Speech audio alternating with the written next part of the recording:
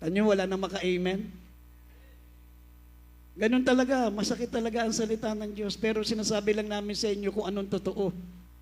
Yung mga pastor na yan, yung mga hindi talaga committed, hindi talaga 100% naglilingkod sa Diyos, maiwan sa rapture yan.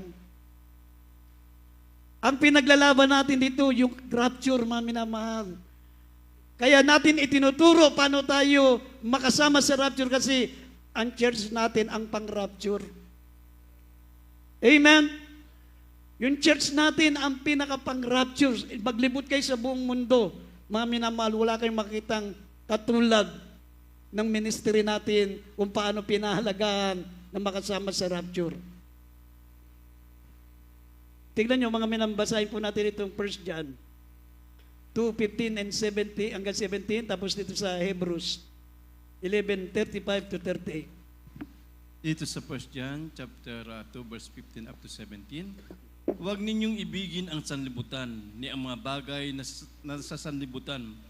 Kung ang sino man ay umiibig sa sanlibutan, wala sa kanya ang pag-ibig ng Ama.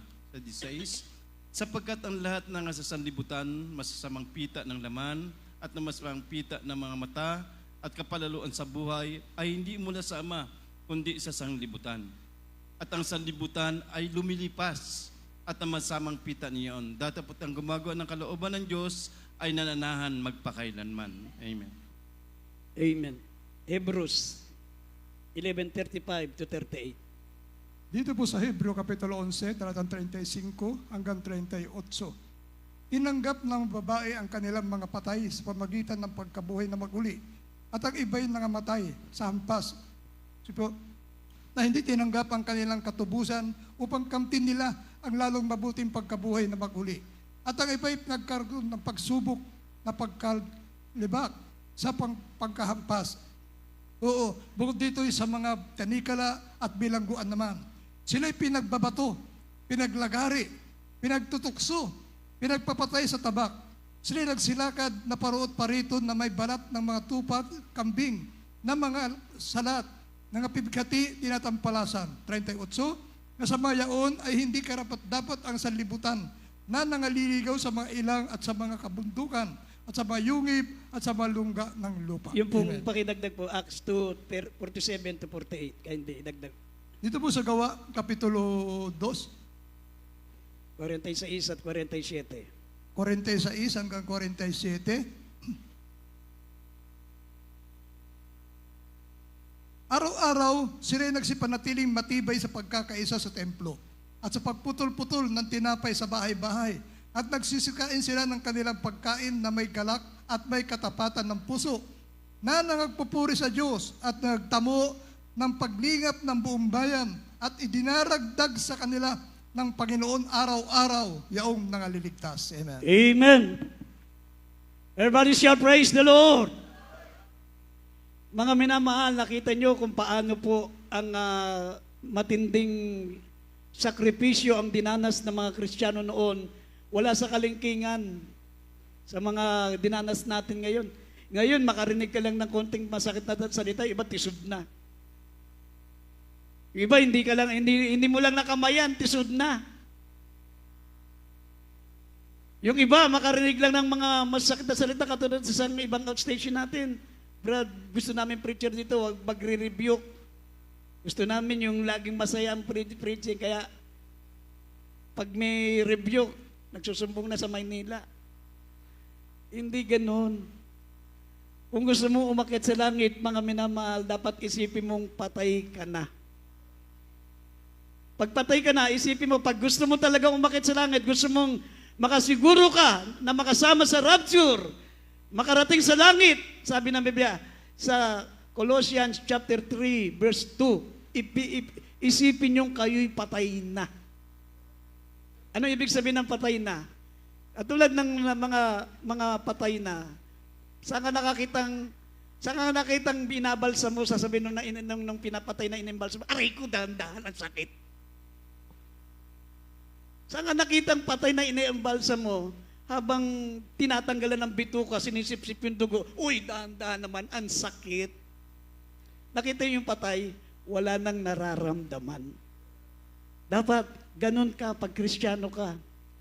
Hindi nakarinig ka lang ng salita. Tisod ako, takbo kagad sa Maynila, sumbong agad. Hindi yung hindi ka lang nabati, hindi ka lang nakamayan, tisod na. Pag gusto mong umakyat sa langit, sabi, ibilang mong kayo'y patay na. Ang patay, wala nang nararamdam. Literally yun, literal. Dapat, kung gusto mo umakyat sa langit, isipin mong patay ka na. Hindi ka na natitisod sa naririnig, hindi ka na natitisod sa nararamdaman, hindi ka natitisod sa mga nakikita, hindi ka na natitisod sa mga naamoy, hindi may umutot lang, tisod ka na. Dapat wala ng 5 senses. Patayin na yung senses mo. Pag ikaw ay gusto mong umakyat sa langit, dapat patayin mo yung senses mo. Ibilang mong ikaw'y patay na. Dahil ang mga Kristiyano noon, minamalang sabi po rito, sila ay dumanas ng pag-uusig, dumanas ng hirap, dumanas ng katakot-takot, mga minamahal na tanikala, mga pagkabilanggo, wala silang kasalanan, ginawa silang lampara, ginawa silang mga ilawan, pinakain sa leon. Sabi rito, mga minamahal, ibinilanggo, dumanas ng pagsubok, ng pagkalibak, pagampas. At ang sabi, ang iba'y pinagtutukso, pinagbabato, pinaglalagari. Pinaglalagari. Ibig sabihin, hinati yung katawan. Pinaglalagari, pinagpapatay sa tabak. Sila'y nagsisilakad paroot parito na may balat ng tupat kambing, ng mga salat at napipigati at tinatampalasanan. Sa mga yaon na hindi karapat-dapat ang sanlibutan na nangaligaw sa mga ilang at sa mga kabundukan at sa mga yungib at sa mga lunggan ng lupa. Pero walang nag-backslide. Walang tumalikod. Sabi rito, nabasa natin Acts chapter 2 verse 46 and 47, araw-araw sila nagkakatipon. Amen! Kaya makita nyo, nung nakita ng mga tao yung pagpapalaga nila sa kaligtasan, kahit hindi na sila umayo, araw-araw nagdaragdag ng kaluluwa ang mala Panginoon. Kasi pasil yung mga sanlibutan eh. Anong klaseng mga tao to? Mamamatay na hindi pinagpapalit ang kaligtasan. Anong klaseng taong to? 7 beses kung magsamba. Anong meron dyan? Na nahiwagaan sila kaya, nahikayat sila kahit hindi sila nagbabahagi ng salita ng Diyos, mga minamahal. Sumasama sila sa mga Kristiyano, kaya sabi rito, at araw-araw ay nagdadagdag ang Panginoon ng mga naliligtas kasi conscious yung mga sanlibutan. Sabi, gusto kong maranasan yung naranasan nila. Anong meron sa kanila? Kaya araw-araw nagdadagdag ang malapang. Kaya tignan nyo, mga Kristiyano ngayon, pag gumayo, dumalo ka, mahalaga pumalag. Kayo na, minsan lang kita nakita dumadalo, sabi mo, mahalaga kaligtasan. Priority mo ngayon negosyo mo, trabaho mo, tapos sabi mo, mahalaga kaligtasan. Maniwala ako sa iyo. Wala kang mahikayat. Wala kang makumbinsi. Pag nag-rapture, maiwan ka. Masigit mong pinalagaan ang material. Ang ililigtas ng Diyos, maminamal, ang mga espiritual. Pero pag nagpursige ka sa spiritual, sabi ng Biblia, and all these things shall be added unto you. Nangyari sa aming mga manggagawa iyan, maminamal ako. Sabi ko nga sa inyo, nagtatrabaho ko, ang sweldo ko 3,000 kinsenas, 3,000 katapusan. Iniwan ko yun. Pagdating ng work, pagiging manggagawa, 5 pesos. Yun na ang toothpaste namin, yun na ang sabon namin, yun na ang panligo namin, yun na ang aming panlaba. 5 pesos. Paano magkasya yung 5 pesos? Pero natiis namin yun. Pero tignan nyo naman ngayon, sino mag-aakalang wala kaming trabaho? Sino mag-aakala na wala kaming negosyo? May mga sasakyan kami, may mga maganda kaming kabuhayan, may pagpapala kami, kumakain kami 3 beses ang araw. Bakit? Totoo ang sabi ng Biblia. But seek ye first the kingdom of God and His righteousness, and all these things shall be added unto you. Pati kaligtasan mo, pati buhay mo, buhay na walang hanggan, sigurado ka pa. Amen! Sigurado pa ang buhay na walang hanggan. Kasi sinabi ko sa inyo, hindi ko sinabing, wag na kayo magtrabaho. Hindi ko sinabing, wag na kayo magnegosyo. Hindi po. Nandito pa tayo sa sanlibutan.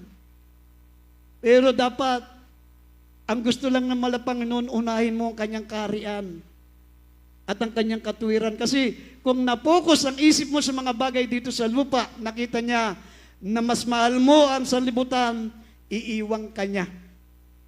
Sasabihin niya siya, total, mas malagay sa yung sanlibutan, diyan ka na. Alam niyo ba, sabi ng Biblia, itong lupa natin, itong sanlibutan natin, ito ang gagawing dagat-dagatang apoy. Kaya kung mabasa niyo ang Revelation chapter 6, verse 15 up to 17, mga hari sa lupa, mga kapitan, mga makapangyarihang tao, mga mayayaman sa balat ng lupa, natatakot sila. Nung naiwan sila sa rapture, natatakot sila sa parusa ng Diyos na darating. Bakit? Pagdating ng parusa ng Diyos, wala ng presidente, wala ng makapangyarihang tao, wala ng mayayaman, wala ng mga naikatungkulan sa sanlibutan ito. Lahat sila'y parurusahan ng Diyos. Sabi rito, Revelation, dagdag natin Revelation 6, 15 up to 17.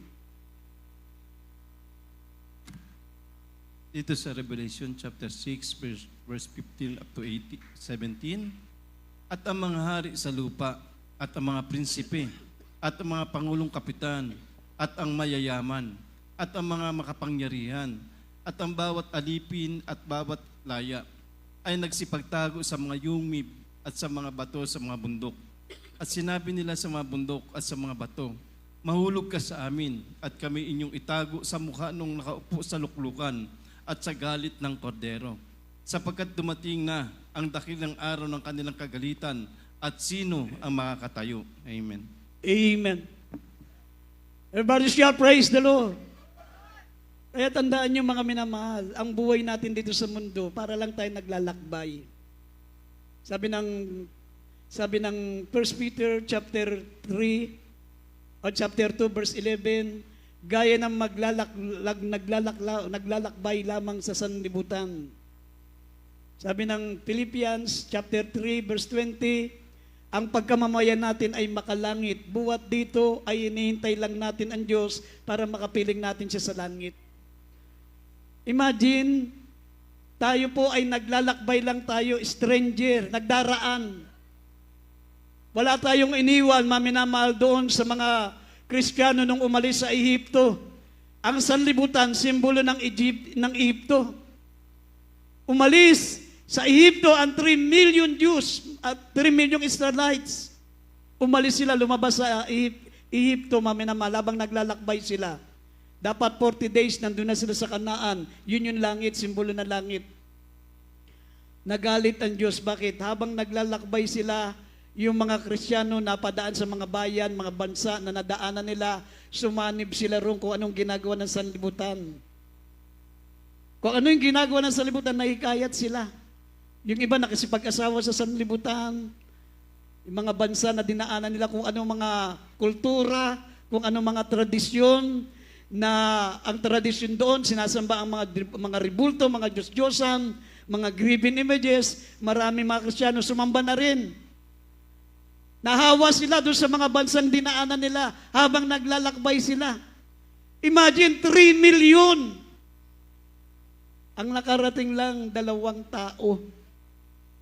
Si Caleb at si Joshua, 2 lang nakarating. Tsaka yung 40 days na ibinigay ng Diyos na nandun na sila sa Kanaan, naging 40 years dahil sa pagsuway nila.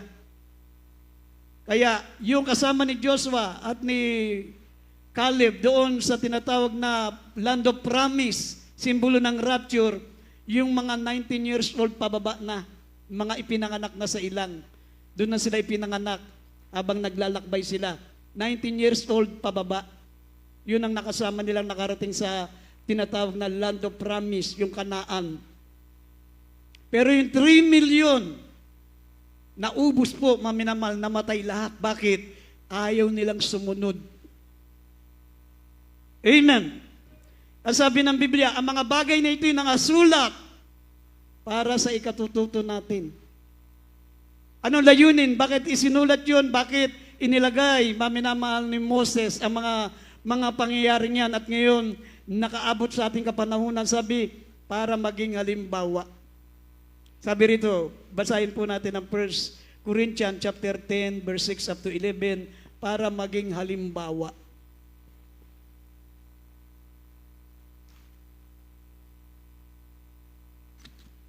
Unang Korinto, Kapitulo 10, talatang 11.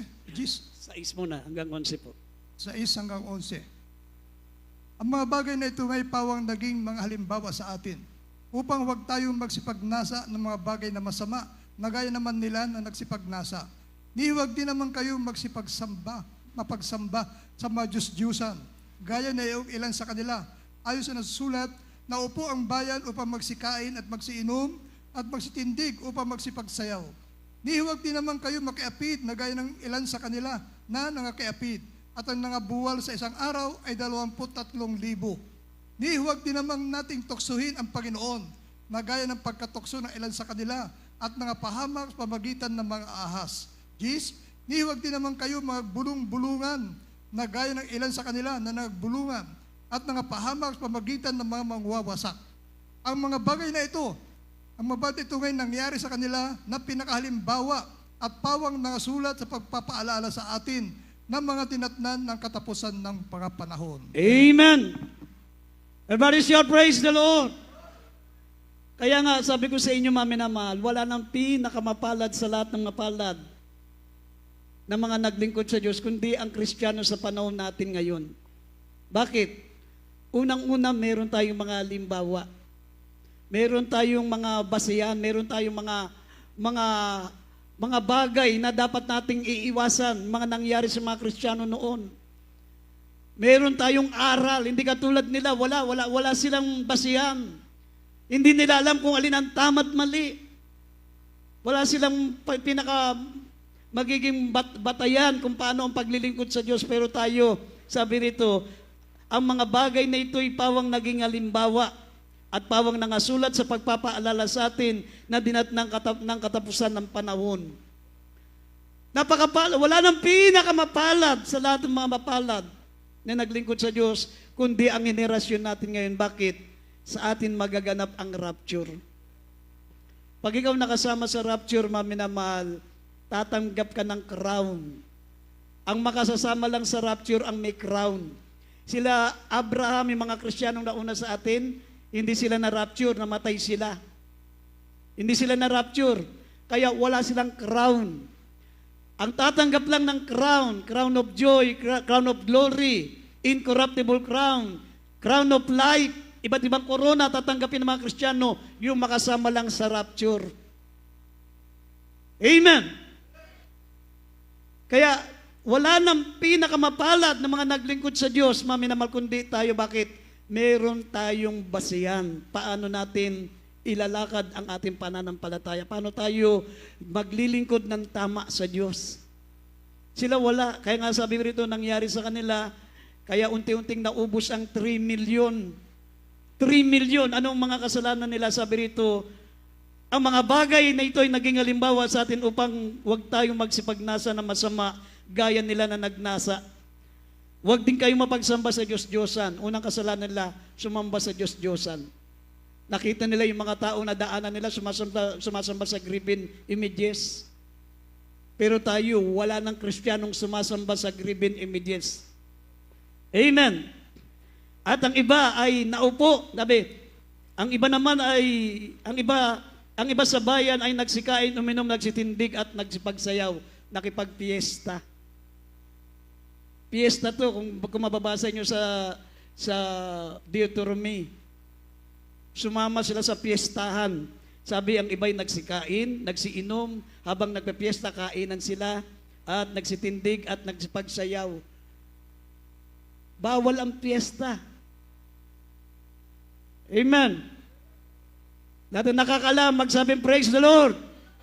O, kita nyo yung iba, hindi naka-praise the Lord, hindi nila alam eh. Bawal ang piyesta sa atin. Yung sabi, sila'y nagsikain, nagsiinom, nagsitindig at nagsisayaw, yan piyestahan yan. Sumama sila sa mga piyestahan. At ang sabi pa, huwag din naman kayong makiapid. Paano nakiapid sila, maminamahal sa taga-ibang bayan? Habang sila'y nagiinuman, naggalasingan, napaglasing na. Pag may nakitang babae, hilahin na nila. Kahit may asawa sila. Kaya sabi, huwag kayong makiapid at nangabuwal sa araw na yun ay 33,000. 23,000 namatay. Bakit? Habang nakipag-inuman sa mga piyestahan, nandun sila maminamahal, kanya-kanya kuha sila ng kalang mga babae. At huwag din naman yung tutuksuhin ang Panginoong Diyos. Gaya ng ilan sa kanila na napahamak sa pamagitan ng ahas. Sila ang number one gumagawa ng kasalanan. Sila ang number one reklamador. Kapag reklamador, yan ang number one gumagawa ng kasalanan. Pag meron kayong kilalang Kristiyanong reklamador, nagrereklamo, ang tagal ng pagsamba, nagrereklamo, pa rin pambilang salita ng Diyos yan, nakakainis si preacher, yan lagi napapakinggan ko, kaya ayaw magbuklat ng Biblia. Yan po yung tinatawag na reklamador. Amen? Sabi, huwag din naman yung tutuksuin ang Panginoon Diyos, gaya ng pagtukso ng ilan sa kanila at napahamak sa pamagitan ng ahas.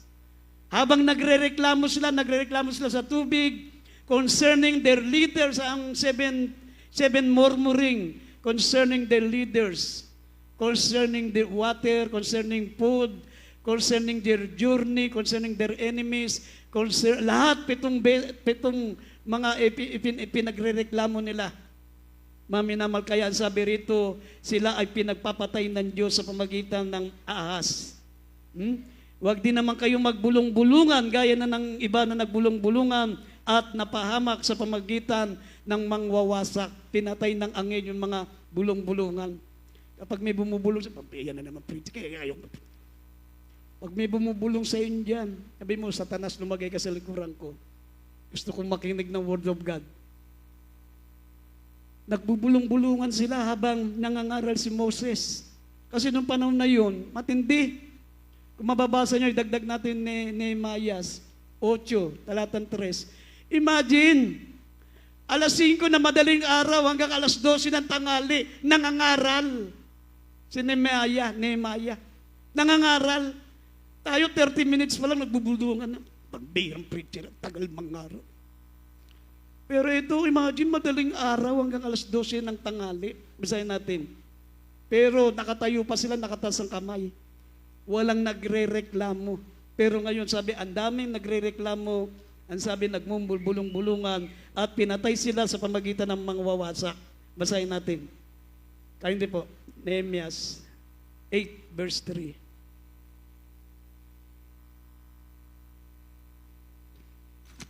Ito po sa Nehemiah, Kapitulo 8, talatang 3. At binasa niya roon sa harap ng luwal na dako, nasa harap ng pintoong bayan ng tubig, mula sa madaling araw hanggang sa katanghalian tapat. Pakiulit-uli yun, pakiulit. Mula madaling araw. 8 ang Nehemiah, talatang 3. At binasa niya roon sa harap ng luwal na dako, na nasa harap ng pinto ang bayan ng tubig, mula sa madaling araw hanggang sa katanghalian tapat, sa harapan ng mga lalaki at mga babae, at ng makakaalam, at ang mga pakinig ng buong bayan ay nakinig sa aklat ng kautusan. Amen. Amen! Everybody shall praise the Lord! Imagine, maminamal mula raw, madaling araw, hanggang sa katanghaliang tapat. Kung mababasa nyo pa yung verse 4 and verse 5, silang lahat na nakatayo, na nakataas ang kamay. Dito, 30 minutes lang, nakaupo pa sa harapan ng sandalan. Nagreklamo na, lagpas lang ng 30 minutes. May nagre-reklamo na. Imagine dito, nakatayo sila, nakataas ang kamay. Mula tanghaling tapat, hanggang madaling araw, walang nagre-reklamo. Sapagkat sabi rito, maraming napahamak dahil sa pagre-reklamo. Sabi ng binasa natin sa 1 Corinthians kanina, maminamahal, chapter 10.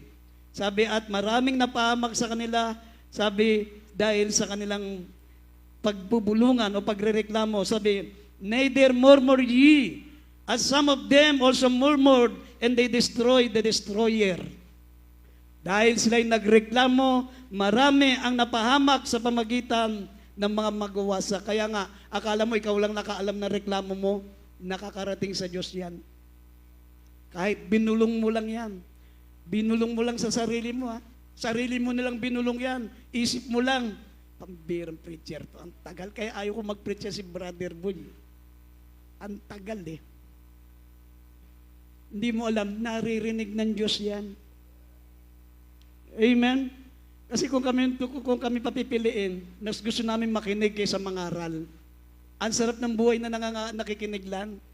tatandaan mo lang na napakinggan mo, okay na. Ito, magpiprepare pa kami, magsusulat pa kami, maghahanda pa kami. Ang dami namin preparation bago mangaral.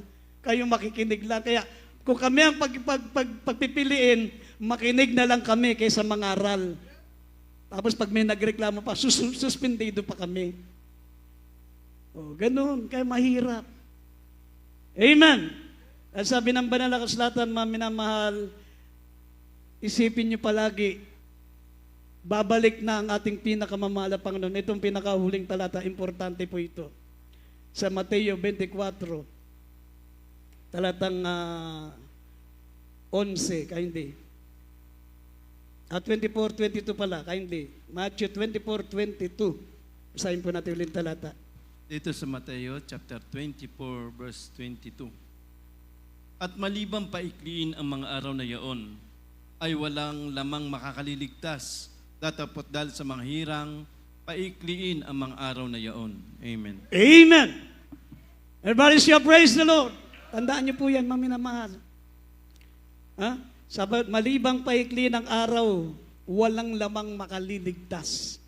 Ibig sabihin, kung hindi paikli ng Diyos ang mundo, hindi kagad nabalik ang mahal na Panginoon, walang matitira sa atin, lahat tayo matitisod. Lahat tayo mababackslide. Pero sabi rito, ngunit, dahil sa mga hinirang, paikli na lang ang araw na yon. Amen. Anytime, mag-rapture. Pahikli na lang ang araw. Kasi kung pahabain niya pa, walang maligtas sa atin, ang daming katitusuran. Ang daming hirap, ang daming pagsubok. Kaya walang maliligtas sa atin. Kaya maraming nawawala, maraming natitisod kasi may mga tumitingin sa tao.